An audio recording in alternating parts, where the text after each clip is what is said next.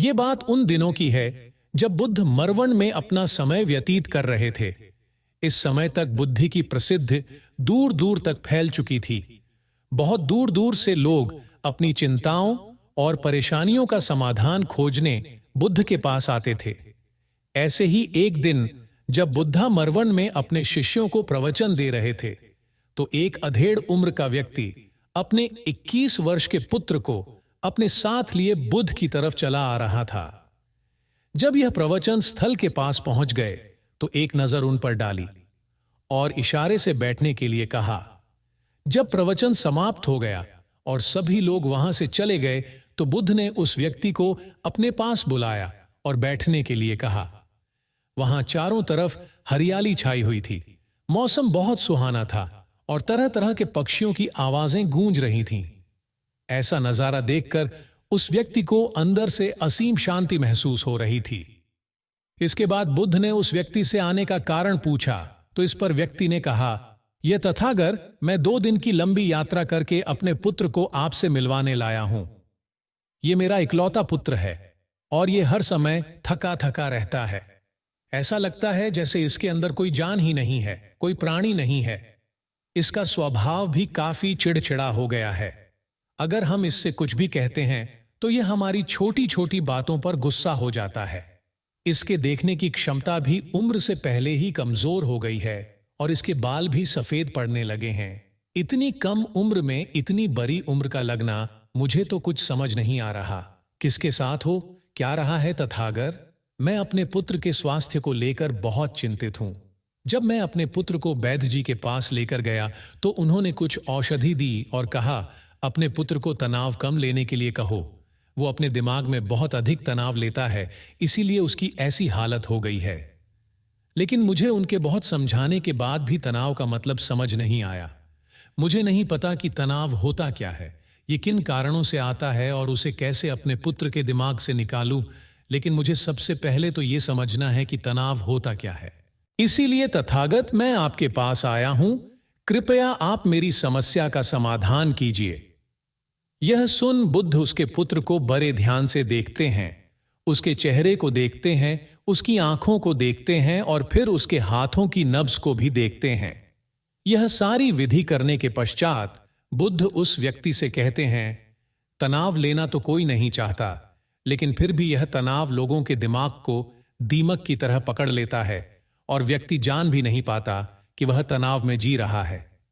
लेकिन अगर व्यक्ति तनाव के कारणों को अच्छे से समझ लेता है और तनाव के बारे में कोई ऐसा पैमाना बना लेता है जिससे वह जान सकें कि वह कितने तनाव में है, तो वह इस समस्या का समाधान भी खोज सकता है। सबसे पहले तो तुम ये समझो कि तनाव होता क्या है। जब भी कोई व्यक्ति कोई काम कर रहा होता है लेकिन उसका मन कहीं दूर भटक रहा होता है, कल्पनाओं में होता है, तो उसके शरीर और मन के बीच एक दूरी पैदा हो जाती है। यह दूरी जितनी अधिक होगी, व्यक्ति उतनी ही ज्यादा बेहोशी की अवस्था में होता है और शरीर मन के बीच की इसी दूरी, इसी खिंचाव को तनाव कहा जाता है। आखिर कोई पसंदीदा खेल खेलने के बाद व्यक्ति चुस्ती और प्रसन्नता से क्यों भर जाता है, जबकि उसने तो अपने शरीर को थकाया है। लेकिन समझने वाली बात यह है कि खेलते समय मन और शरीर एक साथ पूरी तरह से उस खेल में केंद्रित होते हैं, जिससे शरीर और मन के बीच दूरी पैदा नहीं होती और कोई तनाव पैदा नहीं होता। और अगर दिमाग में कोई तनाव था भी तो वो भी दूर हो जाता है। लेकिन इसके विपरीत जब हम कोई ऐसा काम करते हैं जो हमें पसंद नहीं है, तो हमारा ससुर तो उस काम को कर रहा होता है, लेकिन हमारा मन कहीं दूर कल्पनाओं में भटक रहा होता है, जिससे शरीर और मन के बीच एक दूरी पैदा हो गई और तनाव ने जन्म ले लिया। इसीलिए व्यक्ति को एक समय पर सिर्फ एक ही काम करना चाहिए और अपने तन और मन की सारी शक्ति उसी एक काम पर लगा देनी चाहिए, जिससे व्यक्ति के अंदर तनाव पैदा ही ना हो। इसके बाद बुद्ध ने कहा, तनाव पैदा होने के मुख्य 8 कारण होते हैं और जिसने इन कारणों को समझ लिया वो जीवन भर तनाव मुक्त रह सकता है। मुख्य कारणों में सबसे पहला कारण है अति महत्वाकांक्षी होना। महत्वाकांक्षी होना अच्छी बात है, लेकिन क्या कभी आपने इस बात पर ध्यान दिया है कि इंसान के लक्ष्य कभी पूरी ही नहीं होते? उसका एक लक्ष्य पूरा हुआ नहीं कि वह दूसरे की तरफ भागने लगता है, दूसरा पूरा हुआ तो तीसरे की तरफ, और इस तरीके से वो अपने लक्ष्यों को पाने के लिए जिंदगी भर गोल गोल घूमता रहता है। इसीलिए जो व्यक्ति अति महत्वाकांक्षी होता है, जिसने बड़े बड़े लक्ष्य बनाए होते हैं, वह वर्तमान में कभी रह ही नहीं पाता। उसका मन सदैव भविष्य की योजनाएं बनाने में ही व्यस्त रहता है। उसका शरीर तो वर्तमान में रहता है, लेकिन भविष्य में ही रहता है, जिससे मन और शरीर के बीच दूरी पैदा हो जाती है और वह तनाव भरी जिंदगी जीने लगता है। बुद्ध के मुंह से यह बात सुन उस लड़के ने कहा, बुद्ध, तो फिर इसका मतलब है कि हमें लक्ष्य नहीं बनानी चाहिए, क्योंकि लक्ष्य बनाना भी तो महत्वाकांक्षा ही है। इस पर बुद्ध ने कहा, जीवन में लक्ष्य बनाना कोई गलत बात नहीं है, लेकिन समस्या तब उत्पन्न होती है जब वो अपना पूरा ध्यान उस लक्ष्य से मिलने वाले परिणाम पर ही लगा देते हैं और उसके परिणाम की चिंता करते रहते हैं। व्यक्ति को वर्तमान में जीना आना चाहिए।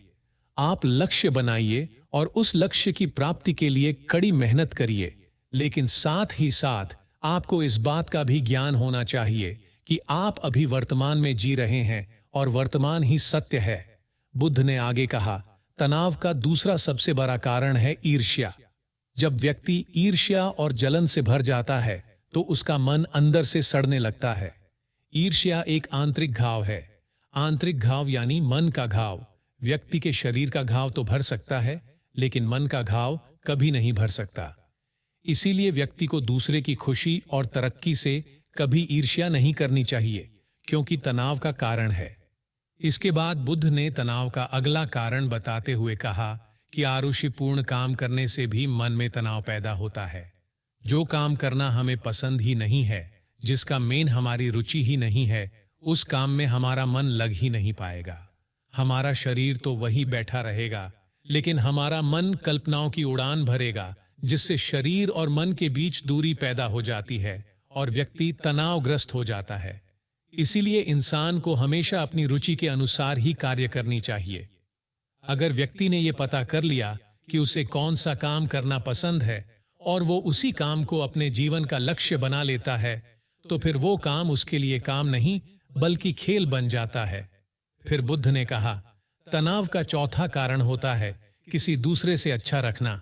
बुद्ध ने उस व्यक्ति की ओर इशारा करते हुए कहा, एक पिता होने के नाते तुम्हारी अपने पुत्र से बहुत सी अपेक्षाएं होंगी कि तुम्हारा पुत्र एक बहुत ही कामयाब इंसान बने, तुम्हारा नाम रोशन करे, जैसा तुम चाहते हो उस तरह का जीवन जिए, तुम्हारी हर बात माने।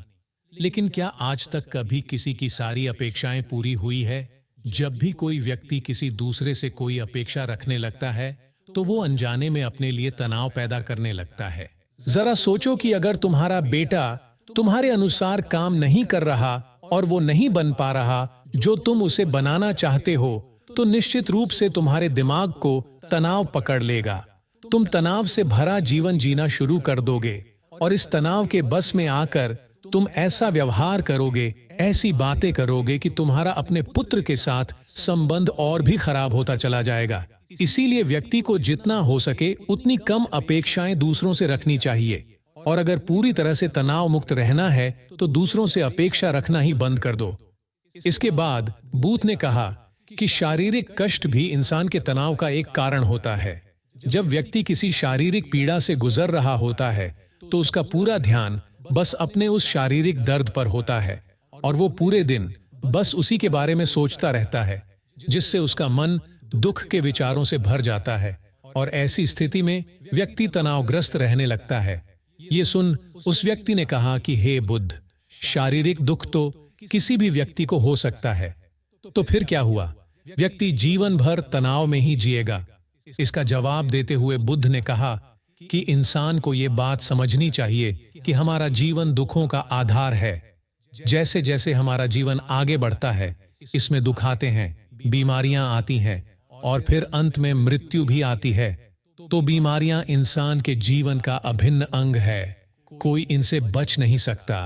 बस किसी किसी के जीवन में ये समय से पहले आ जाती है तो किसी के बाद में पढ़ाती सबको है।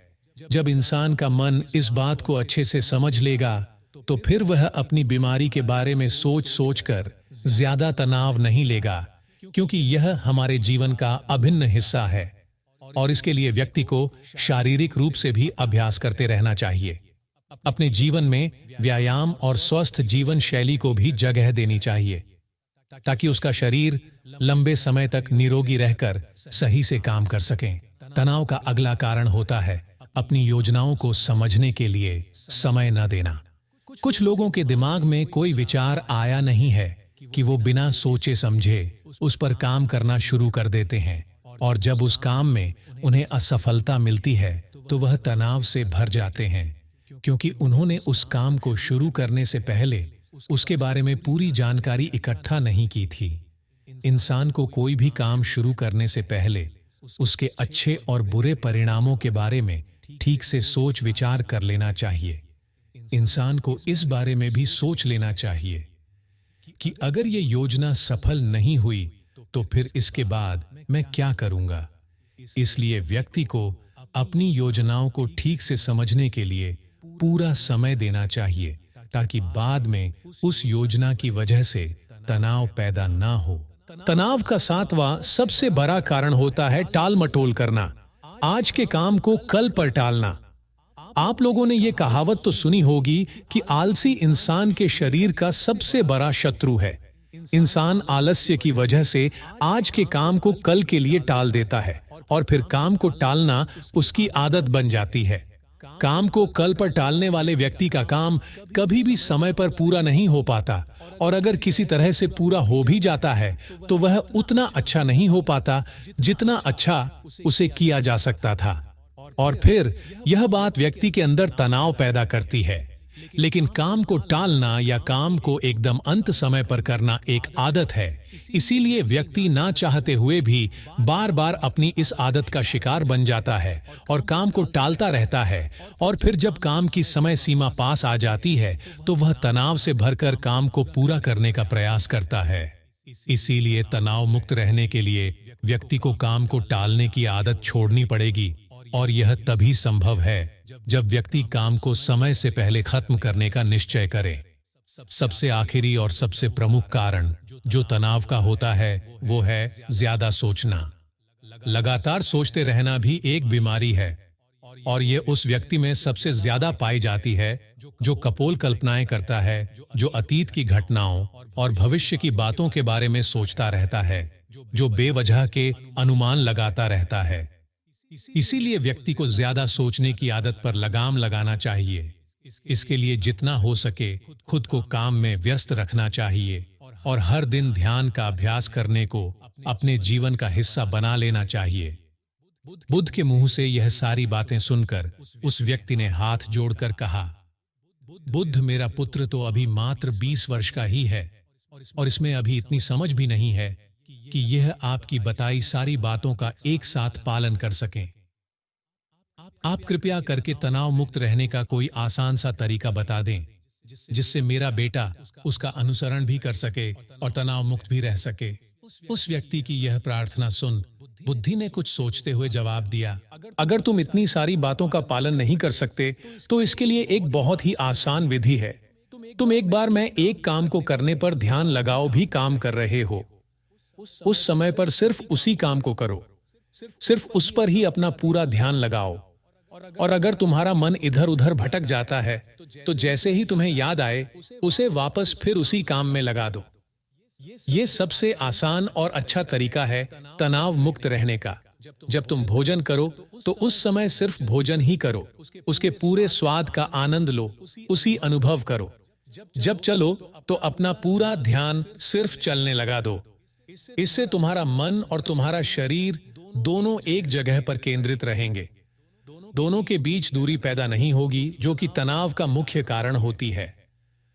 दोस्तों, आज की युवा पीढ़ी एक ही समय पर दो तीन काम करने के आदी हो चुकी है, जैसे फोन पर बात करते हुए गाड़ी चलाना, खाना खाते हुए टीवी देखना, ये फोन चलाना और फिर इनकी शिकायत रहती है कि मैं तनाव में जी रहा हूं, मेरा मन शांत रहता है, मैं चिड़चिड़ा सा हो गया हूं।